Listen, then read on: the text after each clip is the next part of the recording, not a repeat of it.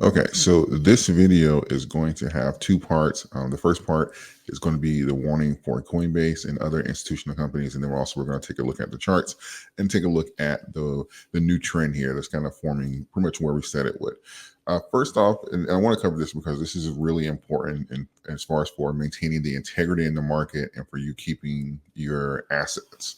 So if you don't know, on the 28th or yesterday, when we had the big run up. Coinbase was pretty much showing a lot of people that they had $0 or zero assets available to transfer. Some people even reported that the buy button and the sell button was gone, and they couldn't move their crypto. They couldn't sell if they wanted to take profits. They couldn't get in if they wanted to, or just told them they had no money at all. And if you know that the market is running and there's a bull run, you know what type of panic that can kind of set in. I think for the most part, a lot of us or all of us experienced that in 2021. So this is bringing back old memories, and it's starting to sound like the story is repeating. And really, it's because it is. And I think that we as a community have to kind of keep in mind that all of these companies have kill switches. The stock market has a kill switch. It is a safety mechanism to prevent runs. The runs are the scariest thing that can happen to any financial institution. A stock running, whether that be people selling or even buying. Buying can cause short squeezes. Selling can cause this stock to absolutely crash.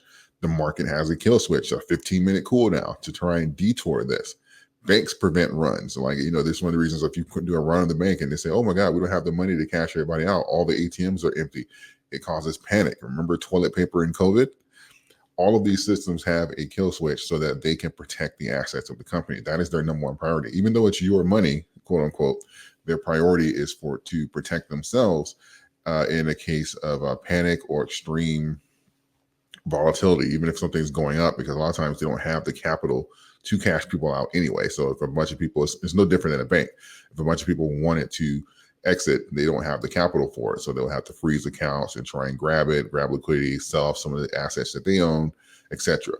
But I want to also bring something to your attention. And I don't want to be like a conspiracy theory, but I want to bring something to your attention.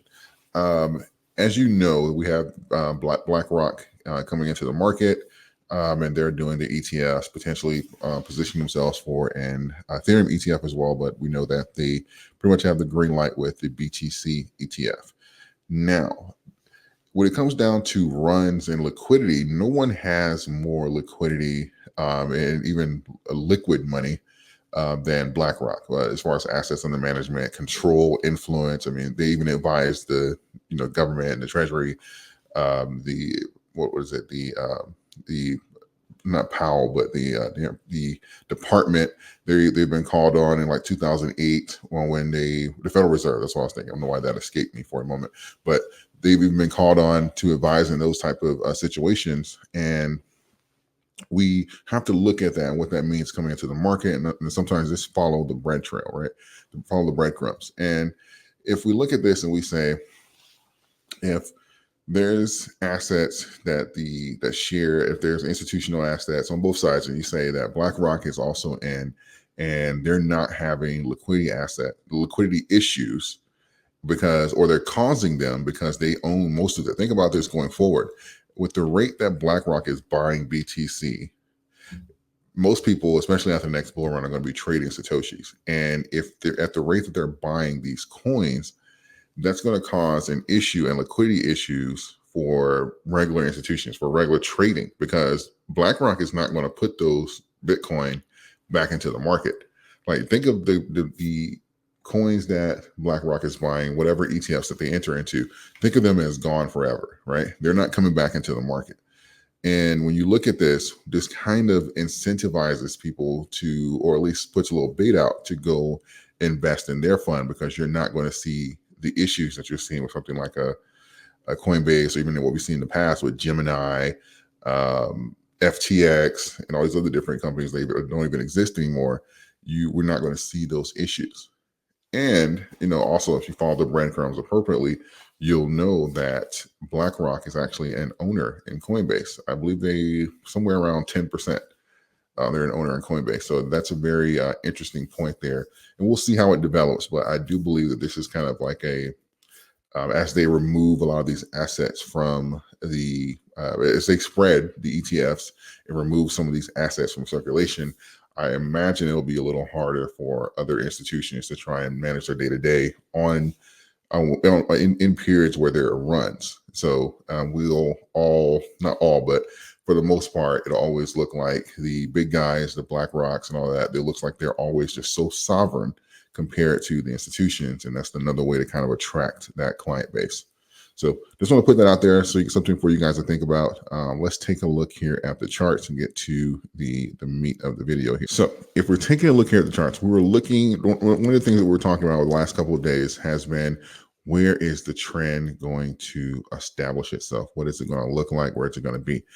And I gave you a few scenarios if you've been watching the last few videos. And that is, we can have the trend line, which is the current trend line here, or we can have it establish itself anywhere in this zone, anywhere where that initial breakout was. That's where the trend can establish itself. And it's looking like, it depends on where this candle closes, because I don't even like to entertain anything unless it has two. Obviously, the more the better. 2 to 4, you start getting a really strong zone. Really, I say really around 4, you get a strong zone. So maybe after the close of tomorrow, so the next 48 hours. But where this candle closes is going to be very pivotal to determine where this trend is going to be. But as of right now, this trend is projecting not only this space at the top of this zone, but this angle, which is a nasty ascend. Like this, if this is the new trend, this is crazy. And this certainly aligns with that projection of to around 16 cent.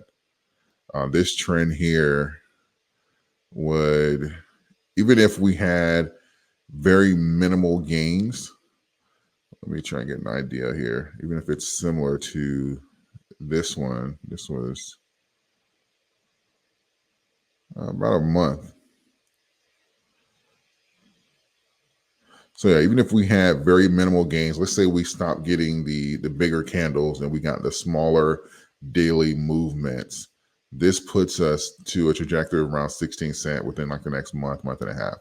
And that's with very small candles like the one we've seen today. No explosive movements at all. So this here is it's a very steep incline here. Typically, I'm not saying it's not doable, because we've seen it here after Doge grab liquidity. If you want to put all these lines on here, but if you want to take a look here, you see something similar here. Now it's doable. It's just typically not maintained for long. So, excuse me. What am I doing? Delete that. Okay. So it's just not doable for long. So I'm going to give you, this is the hopium, right? And here's what's likely if we maintain this trend. So what's likely is I'll leave this here just for illustration purposes. So what's likely is we continue up here, because literally in a couple of days, we'll be out of this zone as well. And this will put us at around the 12 cent. But we'll continue this zone here. And then after this run starts to exhaust itself, we'll start to search for liquidity, right? Now, the goal is to establish a zone before you exhaust yourself, or before the run exhausts itself, right? Because gaps typically fill. And if you're looking at something like this here, like if we ran out of momentum now and it start to exhaust itself, it's possible that we can see a retracement of this candle here. Because the question is going to be, where's the liquidity going to come in? Liquidity is going to come in where people feel comfortable buying, where institutions will feel comfortable buying. And yes, the zones help and help identify the range here and the extremeness of the movement.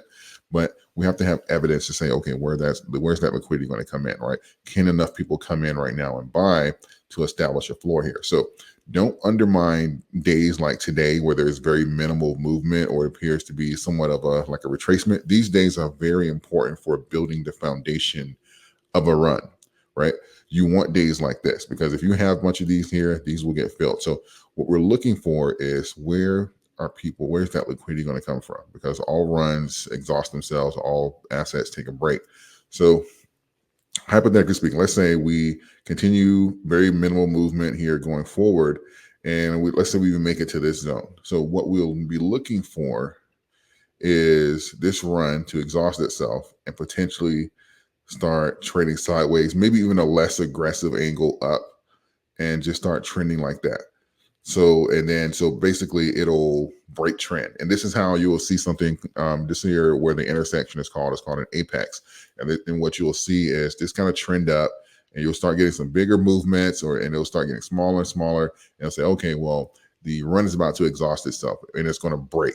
Is it going to go? Are we going to have that break to the downside or to the upside? And right here at the apex, again, it's just an example.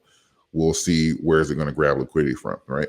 And if we've had some movement down here, and the movement's strong, the market's doing great, no big issues in the macro, you can see like a retracement back here, grab some liquidity, and resume trend. And sometimes it can even resume the aggressive angle and just continue where it was at, or it can just start climbing here. And I'll give you an example of this recently. So this is what we're talking about here. This was the original trend. I'm sorry, I typically try not to cover this much information in the video, but I think it's important. So this is the original trend, right? And we broke trend. And typically you break trend, you have to establish a new one. It doesn't necessarily mean that the run is over, but typically if you have a bunch of inexperienced traders in Doge, which is what we've had in the past, it causes panic and massive sell-offs. But so typically when you break trend, it's like, okay, is it going? How far is it going to get traced? Where's the liquidity going to come from? Right. So these lines here, especially for my new subscribers, these are liquidity zones. These are the major liquidity zones for Doge. Right. So we broke this trend, came down to the top of this liquidity zone, grabbed liquidity, and then resumed trend. Right. That it was especially that aggressive breakdown because we had several days of big sell-offs to get here. And then it grabbed the liquidity and everything was fine. And then we went on another run. Another run where I believe it was like 2 weeks, or maybe had like 2 red days out of 2 weeks. It was just not big movements, not big moves, but there were green days. Every day it was a step. Every day it was a step. So this is what can happen here, right? Obviously, we're going to have to see where this candle closes, because if this candle closes down, it could invalidate this. This is actually a very important candle. The next 2 candles are going to be very important to determine what the next run is going to be. So the next 48 hours for Doge are absolutely critical, so to determine where that's going to be. But yeah, those are a couple ways that this can play out when it comes down to the charting here. I want to go back. Matter of fact, let's take a look here at shorts, because earlier today, the shorts were up about 450% roughly. Let's see now. Oh, yeah, big increase here. This is a new candle forming here, but yesterday we finished. This candle closed out with an 896% increase on the day. Dogecoin is now at the 200-day average for shorts. That is a huge spike. They are trying to get this thing down. So this is what I was saying. We were down here. There's nothing to worry about. Nothing to worry about. They are trying to get this thing down here. The 200-day, a spike from a run from the 14-day to the 200-day average is wild, right? I don't know when the last time we've seen an increase of that magnitude, just to kind of put it on record. Yeah, I'm not seeing any. I'm sure maybe it was back a few years ago. Let's see, from a 200. Yeah, because typically those are, if you can do it in reverse, it will make sense. So, yeah, not since 2022. Yeah, we haven't seen a 14 to 200-day run since 2022, because this candle didn't close there. So that is a great effort to get this coin down. So just kind of keep that in mind when we're looking at price action here, and just kind of see where we're going to close over the next 48 hours. That's going to be really important. I'm going to take a look here at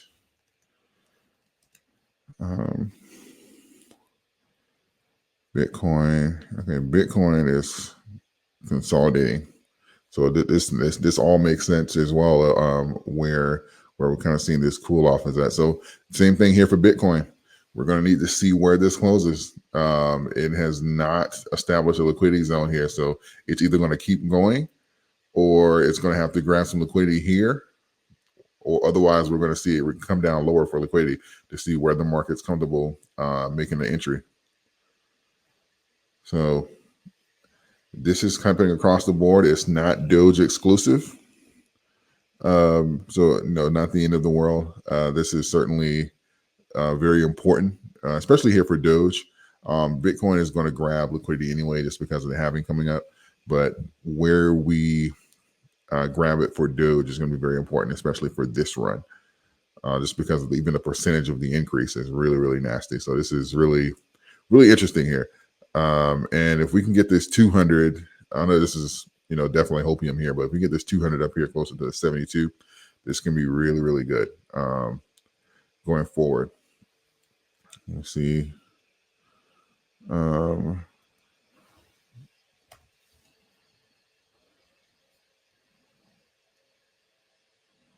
Let's see here.